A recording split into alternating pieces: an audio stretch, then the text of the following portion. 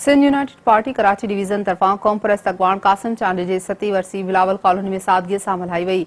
वरसी तक़रीब क़ासिम चांडे के कराची जे ॻोठ जी मालिकी करण ते भेटा पेश कई वई। वधीक तफ़सील बशीर संसराणी जी हिन रिपोर्ट में। अफ्रीका में नेशन मंडीला इनकलाब आयो 300 साल में पंजा माण्हू गुलाम हुया।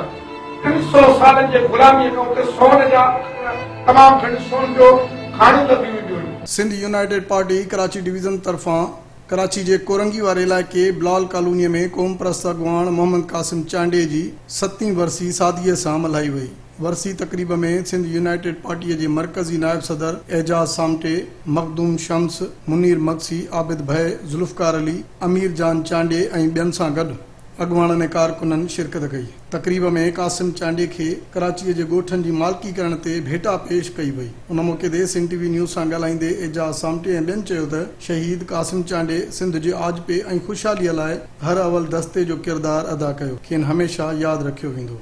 सभ खां पहिरियां त शहीद क़ासिम खे सुर्ख सलाम ऐं यकीनन हिकिड़े सियासी कारकुन जी हैसियत में, हिकिड़े दोस्त जी हैसियत में क़ासिम जी शहादत के असांखे न सिर्फ़ु फ़ख़्रु आहे पर अॼु ही कोरंगी ज़िले में जंहिं तरीक़े सां दोस्तनि उनखे भेटा पेश कई आहे त यकीन इलाही ख़ुशी थी महसूसु थिए। हिकिड़ा ग़रीब मिसकिन माण्हू, हिकिड़ो पोरियत क्लास सां ताल्लुक़ु रखंदड़ माण्हू ऐं उनखे जेकॾहिं सियासी कारकुन भेटा पेश कनि, उनखे सलाम पेश कनि, मां सम्झां थो त हीअ ख़ुदि जेके मौजूदु हिते सियासी कारकुन वेठा आहिनि उन लाइ हिकिड़ो वॾो मिसाल आहे। कराची में सिंधी माण्हुनि जे लाइ जे हक़नि जे लाइ जदोजहद हुजे, सिंधी ॻोठनि जे बचावनि लाइ जदोजहद हुजे, फैक्ट्रियुनि मां जेके सिंधी मज़दूर आहिनि उन्हनि जे लाइ हलाइण लाइ जेका जदोजहद हुजे, क़ासिम सभ खां अॻु भरो उन में हूंदो हुयो। क़ासिम चांडियो जेको आहे त सिंध जे क़ौमी तहरीक ऐं सिंध जो हिकु हीरो आहे।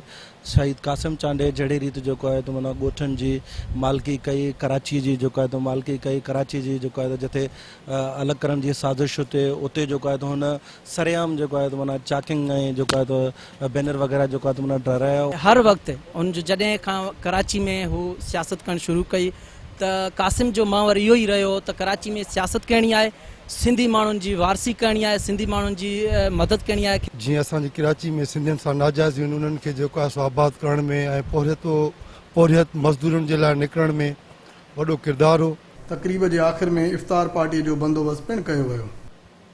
सिंध यूनाइटेड पार्टीअ जे अॻवाननि जो चवणु हो त क़ासिम चांडे सिंधी ॻोठनि जी मालिकीअ में पंहिंजो अहम किरदारु अदा कयो, संदसि छॾियल मशीन खे हू पूरो कंदा। कैमरामैन अली रज़ा ज़ैदी सां बशीर संजराणी, सिंध टीवी न्यूज़, कराची।